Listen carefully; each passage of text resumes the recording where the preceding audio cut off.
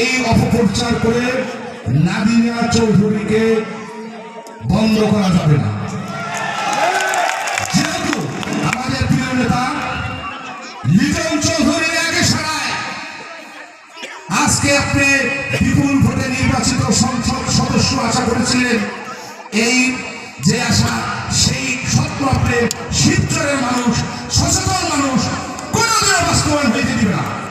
শিবচরের মানুষ চায় একজন ভদ্র মানুষ, একজন জ্ঞানী মানুষ, একজন শিক্ষিত মানুষ, একজন ভালো মানুষ, যাকে দিয়া শিবচরের জনগণ নিরাপত্তা পাবে, শিবচরের উন্নয়ন হবে, সেই মানুষ হইল নাদিয়া চৌধুরী। তাই আমি আপনাদের বলবো, আগামী 12 তারিখের যে ভোট, আপনাদের ভোট অবশ্যই আমরা সকলেই ভোট কেন্দ্রে গিয়ে প্রমাণ করে দিব নাদিয়া চৌধুরীর পক্ষেই এই দেশের জনগণ আছে। যারা সন্ত্রাসী, যারা বেঈমান, সেই বেঈমানদের কাছে জনগণ থাকতে চায় না। যারা বিগত দিনে মাত্র কয়েকদিন আগে বেঈমানি করলো, এটা আপনারা লক্ষ্য করেছেন কারা? এই বেঈমানদের জায়গা শিবচর উপজেলা হবে না। এই বেঈমানদের জায়গা শিবচর উপজেলা হবে না।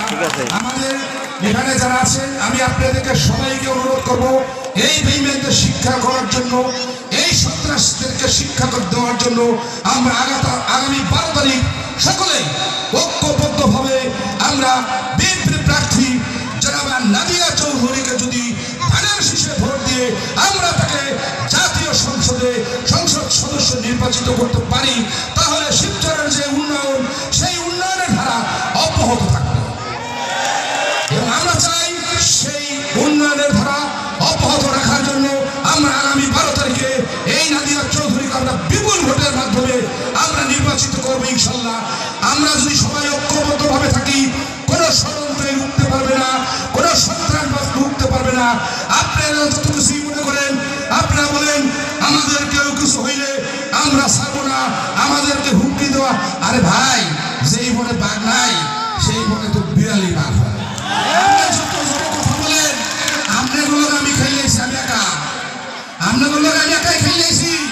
কত বড় খেলোয়াড় আপনি না, বহুত খেলোয়াড় আমরা দেখছি, বহুত খেলোয়াড় আমরা দেখছি, অত বড় খেলোয়াড় আপনি না। যেহেতু নাদিয়া চৌধুরীর লোকে জনগণ আছে এবং আমরা আছি, তাই আগামী 12 তারিখ আপনাদেরকে আশ্বস্ত করতে চাই, আমাদের কোন লোকজন, বিশেষ করে আমাদের প্রার্থীর কাছে আমরা আশা করবো, আমরা সুষ্ঠু ভোট চাই, আমরা নিরপেক্ষ ভোট চাই। সেই ভোটের মাধ্যমে আমরা নাদিয়া চৌধুরীকে বিপুল ভোটে ব্যবধানে নির্বাচিত করে তাকে আমরা সংসদে শিবচরের উন্নয়নের কথা বলার জন্য আমরা চেষ্টা করব। আমি যেহেতু দীর্ঘদিন আমরা বাড়িতে নেই, আমাদের বিভিন্ন সমস্যার কারণে আমরা থাকিনি, আমাদের নেতা যখন নির্দেশ দিয়েছেন, আমরা কিন্তু আজকে সকলেই এক মঞ্চে আজকে উপস্থিত হয়েছি। আপনারা এখানে লক্ষ্য করেছেন, আওয়ামী লীগ, বিএনপি সকল রাজনৈতিক দলের নেতৃবৃন্দরা কিন্তু আজকে এখানে উপস্থিত হয়েছে। এর থেকে আর বড় শক্তি লাগে না।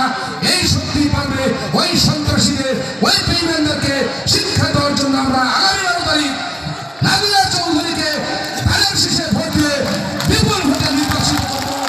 আপনারা সবাই ভালো থাকবেন।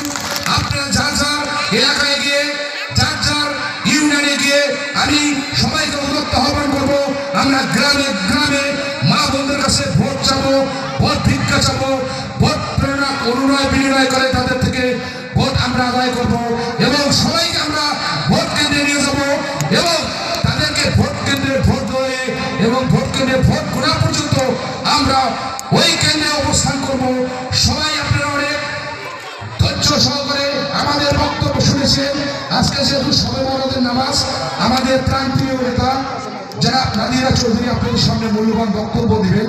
আমরা আজকে সবাই স্বল্পতার কারণে আমাদের সম্মানিত চেয়ারম্যান সাহেবরা, ভাইস চেয়ারম্যান সাহেবরা, বিএনপি স্থানীয় নেতৃবৃন্দরা অনেকেই বক্তব্য দিতে পারে নাই। এই জন্য আমরা মানে আমার যেহেতু বাড়ি, এই জন্য আমি একটু আন্তরিকভাবে দুঃখ প্রকাশ করছি। আমাদের বসার একটু সমস্যা হচ্ছে, জায়গার একটু সমস্যা হচ্ছে, আমরা তো দীর্ঘদিন ছিলাম না, তো এই জন্য আমি আন্তরিকভাবে আপনাদের কাছে মানে আন্তরিকভাবে দুঃখ প্রকাশ করছি। কোনো ভুল ত্রুটি থাকলে নিজ করে ক্ষমা করে দিবেন। পুনরায় আমি আপনাদেরকে আবার বলবো, আপনারা সবাই আমাদের নেত্রী যারা নাদিরা চৌধুরীকে আপনারা ভোট দিবেন, এটাই আমাদের প্রত্যাশা। শিবচরের উন্নয়নের ধারাকে আমরা অব্যাহত রাখবো। বিভিন্ন বড় বড় প্রকল্প আজকে শিবচরে চলমান, কিছু প্রকল্প ইতিমধ্যে বন্ধ হয়ে গেছে। একমাত্র সম্ভব যদি রাষ্ট্রীয় ক্ষমতায় এই বিএনপি সরকার গঠন করে, নাদিরা চৌধুরী যদি একটু হয়, তাহলে এই প্রকল্পগুলা ইনশাল্লাহ হবে এবং শিবচরের মানুষের কর্মসংস্থানের ব্যবহার হবে, শিক্ষার মান উন্নয়ন হবে, স্বাস্থ্য সেবার মান উন্নয়ন হবে। তাই আপনাদেরকে আমি আহ্বান জানাবো, আপনারা সবাই ধানের শীষে নাদিরা চৌধুরীকে ভোট দেবেন, আমিও দিব। ইনশাল্লাহ 12 তারিখে বিজয়ের পরে আবার আপনাদের সাথে দেখা হবে। সবাইকে ধন্যবাদ। আসসালামু আলাইকুম।